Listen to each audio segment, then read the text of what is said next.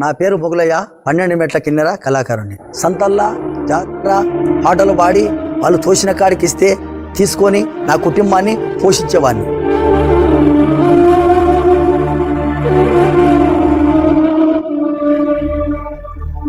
నాకొచ్చే సంపాదన చాలక నా ఇంట్లో చాలా బాధపడేవాడిని. తిననీకే తిండి లేక ఎన్నో ఇబ్బందులు పడేవాళ్ళం.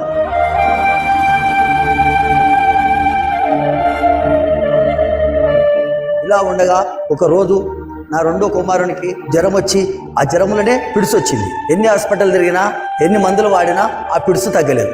అప్పుడే నాకు తెలిసిన వారి ద్వారా కలవరి టెంపుల్ గురించి తెలిసింది. ఆ కలవరి టెంపుల్లో జీవంగల్ల దేవుడు ఉన్నాడని వారు చెప్పినట్టుగానే నా కుమారుని తీసుకొని కలవరి టెంపుల్కి వచ్చింది. ఆ సమయంలో సత్యసాయి గారు చెప్పిన వాక్యము మమ్మల్ని ఎంతో ఆకట్టుకున్నది. ఈరోజు మన మధ్య ఎవరైనా ఉన్నారా నయము కానటువంటి రోగము కలిగిన వాడు, మందులు వాడుతున్నప్పటికీ వైద్యము చేయించుకుంటున్నప్పటికీ రోగం మాత్రం తగ్గటం లేదు, వ్యాధి మాత్రం వదలటం లేదు. రోజు రోజుకు నీ శరీరము క్షీణించిపోతుందా, బలహీనమైపోతున్నావా? అయితే నీకు ఒక శుభవార్త. నీకు శరీరాన్ని ఇచ్చినటువంటి దేవుడు మాత్రమే నీ శరీరంలో ఉన్నటువంటి వ్యాధిని, రోగాన్ని బాగు చేయగలడు. ఆయన దగ్గరకు విశ్వాసంతో నువ్వు వెళ్ళినట్లయితే, వచ్చినట్లయితే ఆయన నిన్ను ముట్టి స్వస్థపరచుటకు చాలినవాడు. నేను వెంటనే ఏడ్చుకుంటా నా బిడ్డని కాపాడమని ప్రార్థించుకున్నాను. 5 వారాల లోపల నా కొడుకును ఆ దేవుని సృష్టపరిచాడు. అప్పటి నుండి ప్రతి ఆదివారము మందిరానికి రావడం మొదలుపెట్టాము. నేను అలాగా కలవరి టెంపుల్కి వచ్చి దేవునిలో బలపడుతుండగా అప్పటిదాకా ఎలాంటి గుర్తింపు లేని నాకు దేవుని దయ వల్ల నాకు తెలంగాణ గవర్నమెంట్ గుర్తించి ఉగాది పునస్కారం ఇచ్చింది.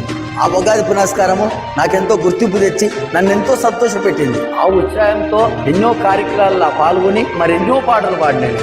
యేసయ్య కృప వల్ల నా కళను గుర్తించి కేంద్ర ప్రభుత్వము పద్మశ్రీ అవార్డు ప్రకటించింది. రాష్ట్రపతి చేతుల మీద పద్మశ్రీ అవార్డు తీసుకునడం చాలా సంతోషంగా ఉంది.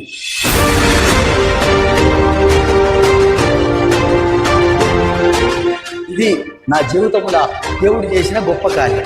అంతేకాకుండా పద్మశ్రీ వచ్చినందుకు తెలంగాణ గవర్నమెంట్ 600 గజాలతో ఇచ్చి నన్ను సత్కరించింది. నాకు పద్మశ్రీ వచ్చిందని నా ఊరోళ్ళు, నా కుటుంబము, నా చుట్టాలు, నా పిల్లలు అందరూ కూడా సంతోషపడ్డారు. చాలా సంతోషంగా ఉన్నారు. నాకు ఈ అవార్డు వచ్చినాక ఎన్నో ప్రోగ్రాములు వచ్చి ఎంతోమంది పిలిచి సన్మానాలు చేసి సంతోషపెట్టి నాకున్న ఆర్థికంగా ఉన్న ఇబ్బందులు మొత్తం పోయినాయి. నాకు సంతోషపెట్టిండు ఈ దేవుడు. నన్ను ఎంతగానో దీవించిన నా దేవుణ్ణి అందరికీ పరిచయం చేయాలని నేను ఎంతో కష్టపడి ఊరూరు తిరిగి పాటలు పాడుతున్నాను.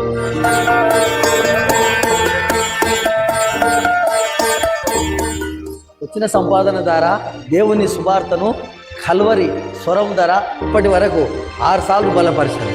అంతటితో ఆగక నేను 5 కుటుంబాలను దేవుని సన్నిధికి నడిపించాను. తెలంగాణ గవర్నమెంట్ నా కళను గుర్తించి 8వ తరగతి సోషల్ సబ్జెక్ట్ల నా జీవిత చరిత్రను పాట విషయంగా రాశారు. ఇప్పుడు నన్ను దేవుడు మరింతగా ప్రేమించి సొంతం కారు, సొంత ఇల్లు ఇచ్చాడు.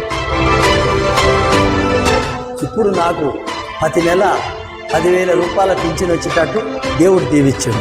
ఇంతగా దీవించినందుకు నేను క్రమ తప్పకుండా ప్రతి నెల 10వ భాగం ఇస్తున్నా. ఇప్పుడు నేను నా కుటుంబము దేవుని కృప వల్ల చాలా సంతోషంగా ఉన్నాం. రైట్ ఫ్రెండ్స్, దేవునికి మహిమ కలుగును గాక.